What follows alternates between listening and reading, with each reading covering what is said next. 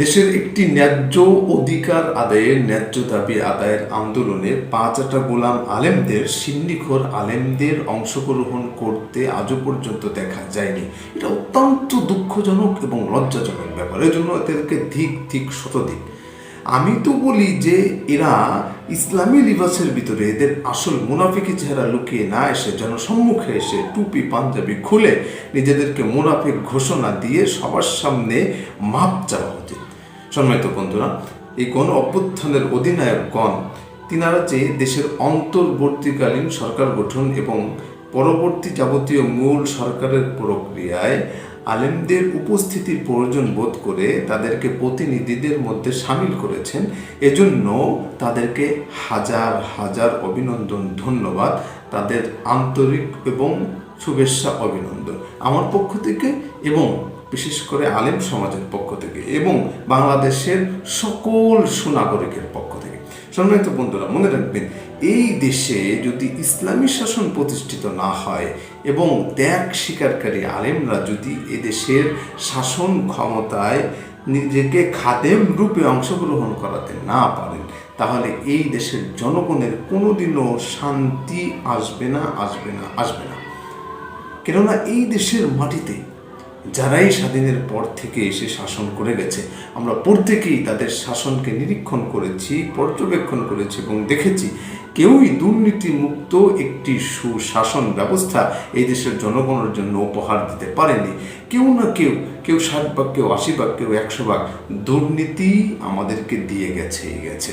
কেননা স্বাধীনের পর থেকে আজও পর্যন্ত এই দেশের আলেম সমাজ একচ্ছত্রভাবে খিলাফতের আলোকে ইসলামী অনুশাসন এই দেশে কায়েম করতে তিনারা পারেননি।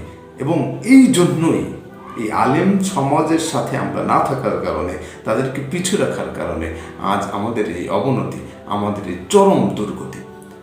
যেদিন থেকে জনগণ বুঝতে পারবে যে না, এই বাংলাদেশের সুশাসন প্রতিষ্ঠার জন্য প্রত্যেকটা জনগণ তার ন্যায্য অধিকার বুঝে পাওয়ার জন্য অবশ্যই আলেমদের এদেশের ক্ষমতার মসনদে বসা উচিত, ক্ষমতাধারীদের সাথে শক্তিশালী অংশগ্রহণ নেওয়া উচিত, ঠিক সেদিনই এই দেশের শান্তি নিশ্চিত হবে এবং জনগণ সেটা বুঝতেছেন। এই জন্য এই দেশের আপামর জনতা যারা আছে তাদেরকে আমরা অবশ্যই ধন্যবাদ জানাই। সম্মানিত হাজিরিন, দেশের এই যাবতীয় কার্যক্রম প্রতিষ্ঠার যে সমস্ত উপদেষ্টাগণ, প্রতিনিধি আছেন, তাদের ভিতরে একজন আলেমকে তারা রাখার জন্য মত দিয়েছেন এবং মত প্রকাশ করেছেন। এটা আসলে আমাদের অত্যন্ত আনন্দের বিষয় এবং এটা আসলে অত্যন্ত গর্বের বিষয় আমাদের।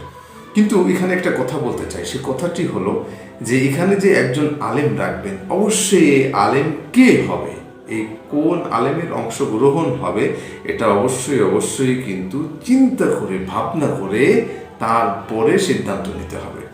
এক্ষেত্রে আমরা যদি নিরপেক্ষভাবে বলতে চাই, তাহলে মামুনুল হক সাহেব হাফিজাহুল্লাহ, তার নাম আমরা বলতে পারি।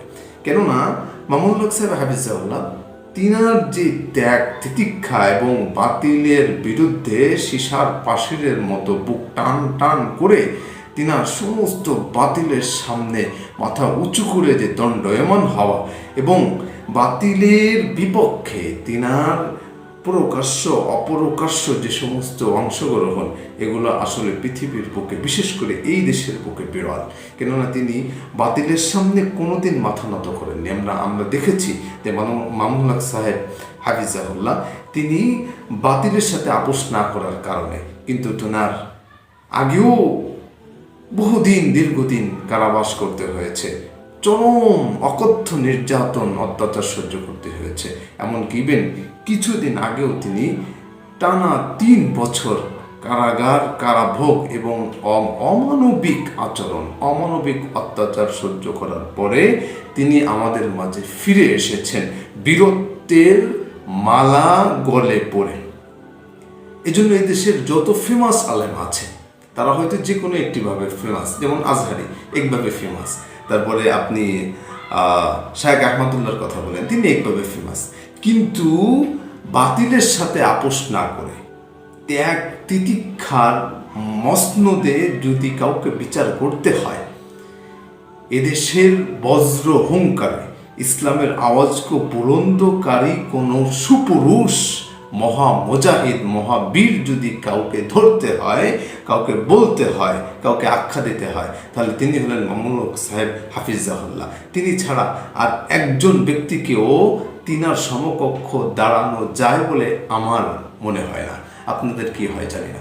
এই জন্য যদি প্রতিনিধিত্বের আসনে কাউকে আসলে বসাতে চান আলেমদের মধ্য থেকে, তাহলে সাধারণ জনতার কাছে আমাদের অনুরোধ থাকবে যে ইমানের বলে, সত্যের আওয়াজে যিনি বুলন্দ, যিনি বাতিলের বিরুদ্ধে কখনো আপোষ করেননি, বাতিল যাকে সদা সর্বদা যমদূতের মতো ভয় পেয়েছেন, সেই মহামানব, সেই ত্যাগ তিতিক্ষার মহাবীর পুরুষ মামুনুল হক সাহেবের কথাটা আপনারা একটু ভাববেন।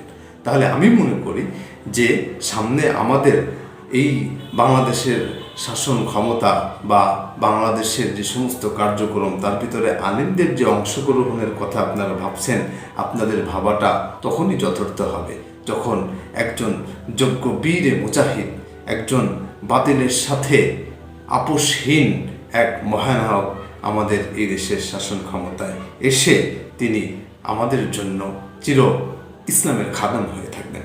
সম্মানিত বন্ধুরা, এই একটি অনুরোধ আজকের এই ভিডিওটি আমরা জানাবো যে এই দেশের আপনাদের সর্বপ্রথম কাজ থাকবে যে সামনের যত দেশ পরিচালনার যত সেক্টর, যত কেন্দ্রে যত ভূমিকা আছে, তার ভিতরে আলেম সমাজ যেন অবশ্যই অংশগ্রহণ করতে পারে এবং কোনো পা চাটা পূর্বের কোনো গোলাম আলেম, কোনো সিন্নিখোর আলেম, যাদেরকে মূলত কাজের সময় পাওয়া যায় না, অকাজের সময় তাদের লাফালাফির কারণে, তাদের আওয়াজের কারণে আমাদের কান ঠিক থাকে না, এরা যেন এর ধারে কাছেও আসতে না পারে, এই অনুরোধ রেখে আজকের ভিডিও এখানেই শেষ করছি। ভিডিওটি ভালো লাগলে লাইক, কমেন্ট, শেয়ার করবেন এবং চ্যানেলটি সাবস্ক্রাইব করে আমাদের সাথেই থাকবেন। আজ এ পর্যন্ত সকলে ভালো থাকুন, সুস্থ থাকুন।